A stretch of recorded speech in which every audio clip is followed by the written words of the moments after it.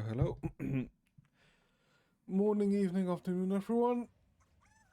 Hope you're well. It is Tuesday, right? Yes, Tuesday. Oh boy, my, it is. I mean, it's slightly cold. I wouldn't say it's the miserably cold or anything, right? It is just slightly cold, I guess.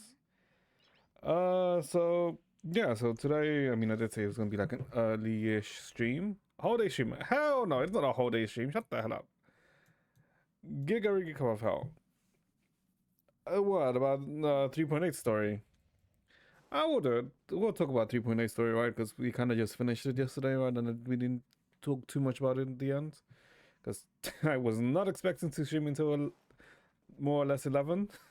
But I suppose it's fine. Yes, pretty much. Today's pretty much going to be just a relaxing stream. Also, wait, hold up. Didn't wait, the new Celestora character's up, right? Is the new banner up or nay? Maybe check the Do It Night Abyss patch. Okay. Okay, now that's being a very that's a bit cope. I'll be honest. Checking out the new Do It Night Abyss patch is a bit cope. Game looks good. Okay, yeah, but I haven't looked into that game since the last time I streamed it, so yeah, it's a bit cope. Maybe at some point, we'll log on to Do It Night Abyss, because I don't also have to like I'm pretty sure I probably also have to like update that game.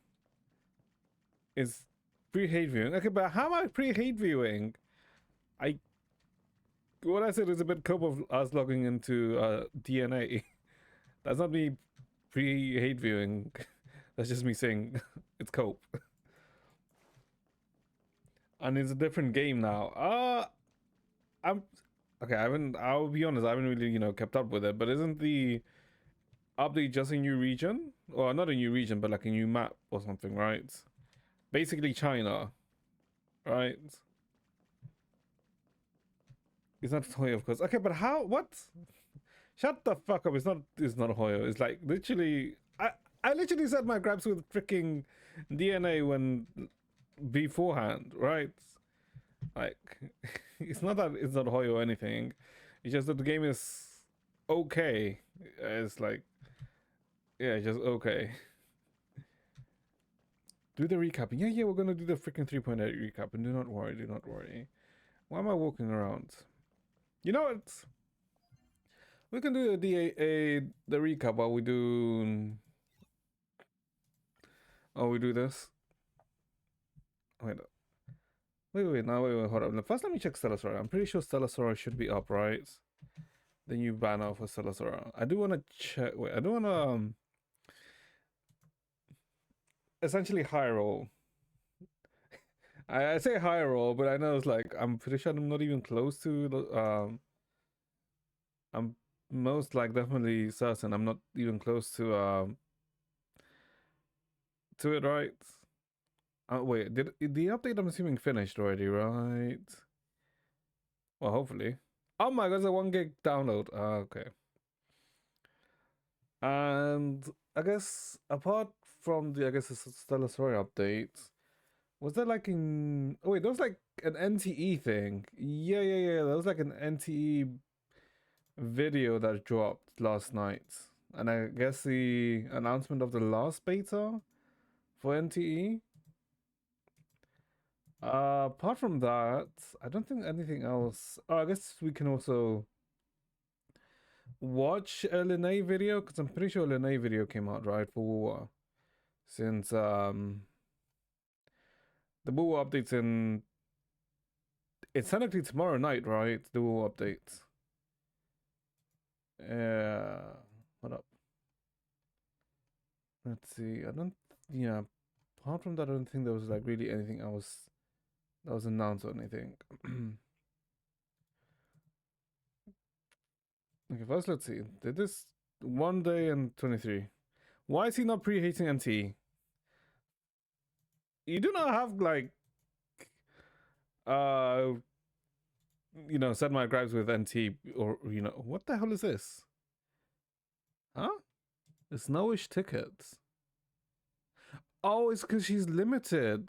Oh, she's not like a normal character. She's a limited character. Oh. But don't worry. While we're watching the video, I'm probably gonna end up hating. Do not worry. Probably assemble tracker squad will make your monolith exploration much easier. Huh? A tutorial? Wait, why is it giving me a tutorial? What? What? Why did I get a tutorial? Interesting. Okay, it looks like they added a fair few things. Oh, okay, no. Mail. Ooh, 450. I hate when they yap at the end of commissions. What here? Yeah, it's annoying. Like they yap and then you accidentally misclick, so then kind of unclicks the ones that you already set up, right? So you have to like find them again and then redo it. It's annoying. I guess the okay-ish thing is that it's not consistent, right? It doesn't always happen, right? So I mean, but that can also make it even more annoying. Oh my god, that's weeklies? Wait, they added weeklies. Oh, okay. I didn't know they added weeklies. Okay. Oh, weekly. Okay. 500. That's not bad. 500 for a weekly.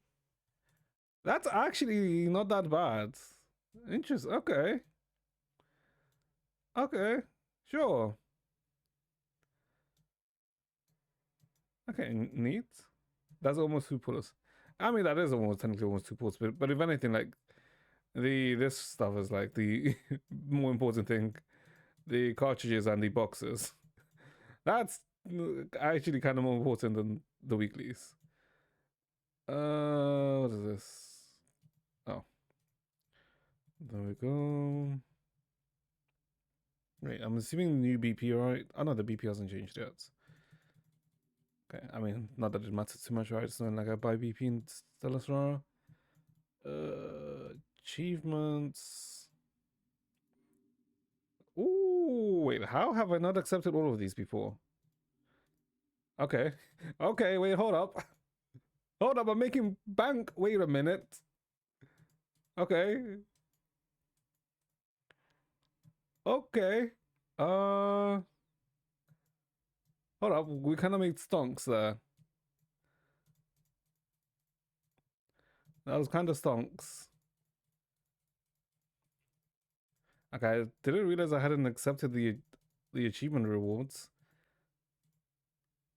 We're at 15k now. Okay, okay, we take it. Why is it tracker? Why is it? Oh god, why? Okay, I like the put this, the Christmas hat there. Jesus Christ, it's too. It's like so many. There's so many freaking red dots. Okay, okay, we ignore this. We ignore this. We ignore this. Ooh, I do kind of like her. Ooh, is that the lobby screen? That is the lobby, isn't it? No, that's her. Wait, that's her. Uh, I'm guessing Awakened Rod, right? No, the wood should be lobby. Exclusive. Wow, Chad. Let's RNG it. Let's RNG it. Nothing there. Okay. Oh, wait.